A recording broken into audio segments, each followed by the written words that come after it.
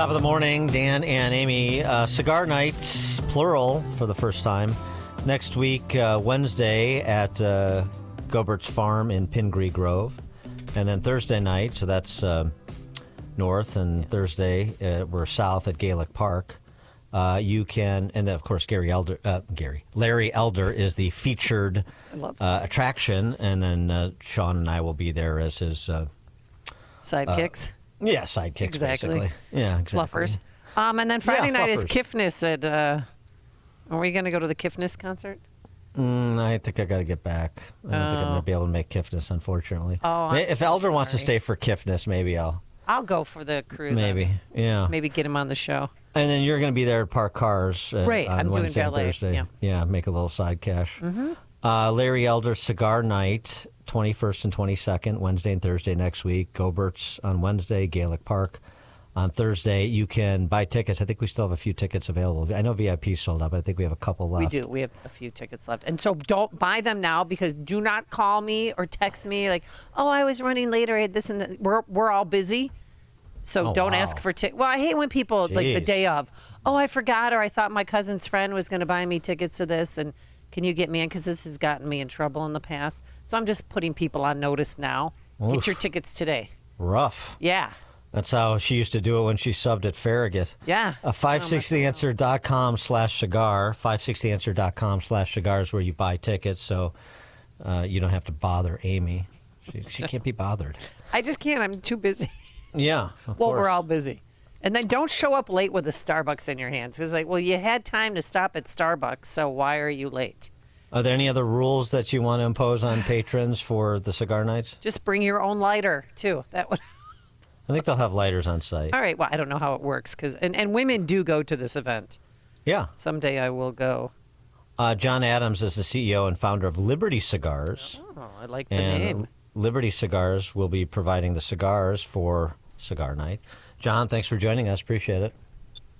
Absolutely. I need to make sure I write down Amy's rules. I gotta by myself, I think. Yeah. Anything you want to add to? You want to impose some mandates as well? Sorry. Oh gosh, no. Cigars are supposed to be relaxing. You just be free. That's all I'm telling you. That's 100%. why I'm not going. 100%. Yeah, you got to chill. Well, tell us the Liberty Cigar story first and foremost. Well, we take seminal people in American history and honor them with a cigar. Each cigar mirrors their personality. So George Washington, for instance, is big and bold like he was. The Madison is diminutive in size, in character with his being 5'3" and 100 pounds. He had a mild disposition but a brilliant mind, and we try to replicate that in our cigars. We've got many series. We have the Founder Series, which has 13 founding fathers in it, and we have the Commander Series, which is George Washington and 10 of his commanders. We even have Benedict Arnold in that series, although we put his band upside down. We had to honor him for his victory at Saratoga, without which the French would not have entered the war. But we had to give him a little poke in the eye there. So we've got a naval series, and we've got some other series coming out here soon. If you were to make a cigar in honor of Sean Thompson, what would that cigar? How would you describe that cigar? Well, it wouldn't be an exploding kind, but it would be robust. We'll call it that.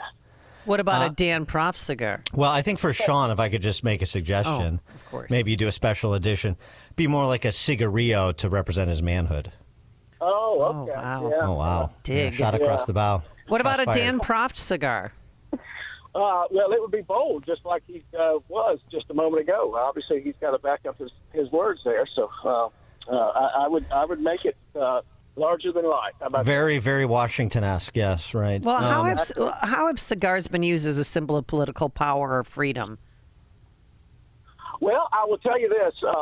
A lot of the John Adams, for instance, my namesake, smoked cigars. He was the first to smoke them in the White House, of course, being the first occupant. But Calvin Coolidge used them to get his legislation and his will done.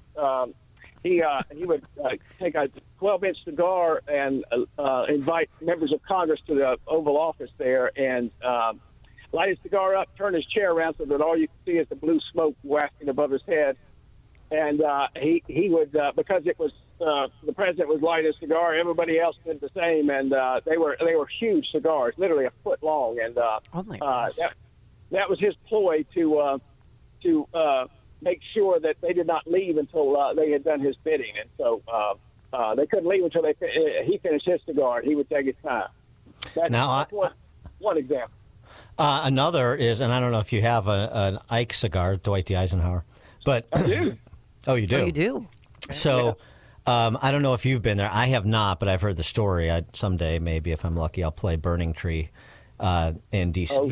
In D.C. But they had, Eisenhower did his business from the golf club, and they have kept everything in Eisenhower's room at Burning Tree like it was, up until his passing, including the ashtray and cigar that he smoked. Oh, that's awesome! Yeah, I have one of his cigars actually. I'll if I remember, I'll bring it with me for Wednesday and Thursday nights. Oh my God! Getting a text message. Amy, hey, I'm just getting back from Arizona. Can you get me a ticket for Cigar Night? Yeah. Oh, yeah. Well, you go to 560theanswer.com/cigar. Probably wants a free one because he's a friend of Amy and thinks like I can just freeload on Amy. Yeah, maybe. Just thought I'd interject there. All right. Well, so wait, now you got me off track. Oh, Bill Clinton cigar. Do Yes. you have one of those? I do not. Yeah. I understand. I think it's a bit. We don't have a salacious line. I don't think that would be a good seller. At least not to smoke. No. Yeah. So wait. So tell us about the cigars themselves and how you started this business. Not an easy business to start. No, it's very difficult. The regulatory. I'm headed to customs right now. My cigars. In fact, some of the cigars for Wednesday and Thursday night are in customs right now. But I'm headed that way as we speak. But we were founded 10 years ago this July 4th. So we've been in business 10 years. I would sit around the fire, smoke a cigar, and talk to some of my friends and tell them obscure stories about American history that none of them had ever heard of, including the characters, Israel Putnam, Daniel Morgan, etc. And then one day it just hit me that I needed to tell the story. So every cigar has a story to tell. That's essentially the nutshell. But our anniversary coincides with the 250th anniversary of some of the seminal events in American history. For instance, we're coming up on the Battle of Bunker Hill, which is June 17th. Washington took command of the Continental Army on June 15th. So a lot of auspicious days coming up. So where's the leaf from? The tobacco's from all over the world. Our factory, a friend of mine owns the factory in the Dominican Republic. So they're from Sumatra, Peru, Nicaragua, Honduras, of course, the Dominican. We've got leaf from all over the world, and we blend those. That's how we get our blends just right. So do you have to go to customs every time that you get a shipment in? Tell us how it works. Usually it comes in through customs. And they can sit on it. Sometimes it's quick. Most of the time it's not. And then DHL brings them to Beaufort, South Carolina, where we have a sort of warehouse of sorts. And then I pick them up there. Wow. Beaufort's a good spot. Boy, that's a nice area. Oh, it's beautiful down there. Yeah. Good golf. All right. So people, how do they get your cigars? LibertyCigars.com. Any place else? .com, and we're just launching our wholesale program coming up this June. In fact, we've got about 20 stores. We're gonna start small, and at that point, there's some in Mississippi, some in Ohio, some in Pennsylvania, but none in Chicago as yet. But you can get them online, and we have about 120 cigars, only 60 of which are represented online. So I would encourage people to email us at orders@libertycigars.com, and they can ask. For instance, we have that Eisenhower. It's a fantastic cigar, and it's not yet on the website. And is so you're going to do? You're going to do like retail, like Rocky Patel? Yeah. Oh, cool. So it's cigar lounges in addition to stores, or just stores? We're going to do just stores. Okay. yeah, at the moment. Actually, I should correct myself. No, we have several lounges that we're going to be in, but we're going to do a small lounge in Alabama where we are now. Oh, cool. Well, that's good. So business must be going pretty well. Yeah, we grow about 25 to 30% a year, and we keep it that way so we can age our cigars and maintain the inventory properly. But yeah, we're that's our preferred growth trajectory. So is it your understanding that because the cigar business is cyclical and a lot of it has to do with the economy, it seems to me. But it was a rage in the '90s and sort of fell off, and now it seems to be back. It seems to be an industry that's growing now. Do you agree? Is that right? I do. I think the Karens of the world, and I don't know what the appropriate male name is, but there are those who turn their noses down at folks. I think people are tired of being told what to do, and cigars are I'm writing a book called The Virtuous Vice, the 10 virtues of cigar smoking, and there's so many great attributes to smoking a cigar. Camaraderie. I mean, I'm going to meet, I guess, 500 or 600 people that I've never, rarely seen, if ever. Wednesday and Thursday night in Chicago, and it brings us together, brings a lot of folks together, yourself included, and so we're that's one of the attributes of cigar smoking. I think people are realizing that the stress of the world is difficult, to say the least, and a cigar ameliorates that stress in a way that not many things do. As I often cite, and I'm sure you know, as Kipling observed, a woman is just a woman, but a cigar is a smoke, and that's true. Wow. Yeah.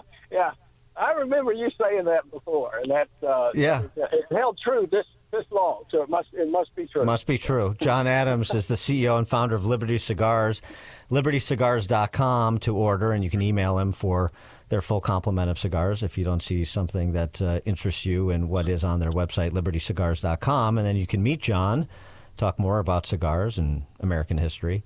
Wednesday and Thursday next week, to get tickets to our Cigar Nights featuring Larry Elder, you go to 560theanswer.com/cigar. Thanks, cigars. John Adams, thanks so much for joining us. Look forward to seeing you next week. I appreciate it. Looking forward as well. You guys take care. Yeah, you too. I enjoyed your story.